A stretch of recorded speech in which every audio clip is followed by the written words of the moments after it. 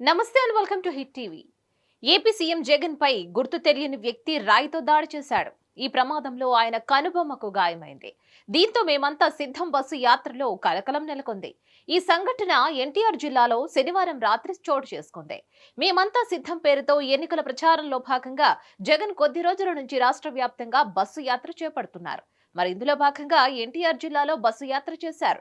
విజయవాడలోని సింగ్ నగర్ దాబా కోట్ల సెంటర్ వద్ద బస్సు పై నుంచి ముఖ్యమంత్రి జగన్మోహన్ రెడ్డి ప్రజలకు అభివాదం చేస్తూ ఉండగా ఈ దాడి జరిగింది. గుర్తు తెలియని వ్యక్తి రాయితో దాడి చేయడంతో అది అత్యంత వేగంగా దూసుకువచ్చింది. ఈ ఘటనలో సీఎం కనుబొమ్మకు గాయమైంది.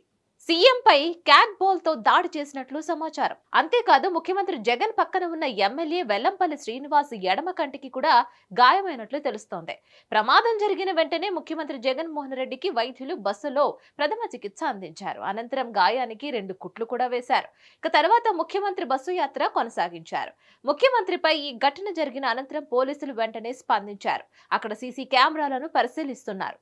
ఇక విజయవాడ సింగ్ నగర్ లోని పాఠశాల వద్దకు రాగానే ఆయనపై దాడి జరగగా నిందితులు స్కూల్లోని ఓ ఫ్లోర్ లో నక్కి జగన్ రాగానే రాయి విసిరినట్లు పోలీసులు అనుమానిస్తున్నారు. ఇక దాడి జరిగిన ప్రాంతాన్ని ఆధీనంలోకి తీసుకున్న పోలీసులు అక్కడ సీసీ కెమెరాలను క్షుణ్ణంగా పరిశీలించి వేలిముద్రలు సేకరించారు.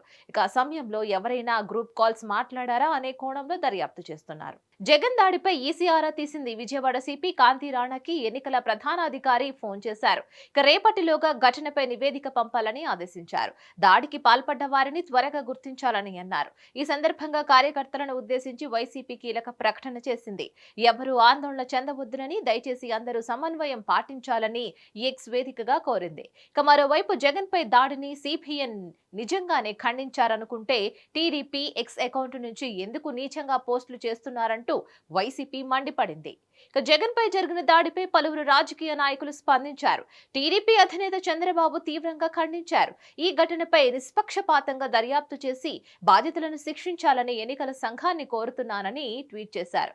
ఇక రాయి ఎక్కడి నుంచి వచ్చావు, ఇంకెక్కడి నుంచి వస్తా, తాడేపల్లి ప్యాలెస్ నుంచే వచ్చా అని నారా లోకేష్ ట్వీట్ చేశారు. ఇక కొత్తగా ఏదైనా ట్రై చేయి జగన్ అంటూ 2019లో కోడి కత్తి, 2024లో రాయి అని వాటి ఫోటోలు పోస్టు చేశారు. ఇక అంతేకాదు షర్మిల, కేటీఆర్, మోదీ జగన్ పై దాడిని ఖండిస్తూ ట్వీట్ చేశారు.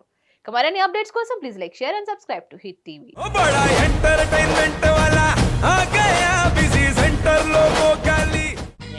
సక్కు సక్కేంద్ర సక్కు సక్కు బాయ్ బాయ్ బాయ్ బాయేంద్ర భార్గవ్ హాయ్ బాయ్. గిరాకి వచ్చే టైం ఏంది? కస్టమర్లు వస్తున్నాడు, రేటు కలిపి గురి. కస్టమర్లు వస్తున్నారు కదా, మాత్రం పొగరు ఉంటది. మరి తగ్గించేద్దాం పొగర్ని. డబ్బులు కట్టేస్తావేంటి కొంప తీసి? లేదు, కస్టమర్లు ఆపేద్దాం. పదా మరి మన బిజినెస్ స్టార్ట్ చేద్దాం.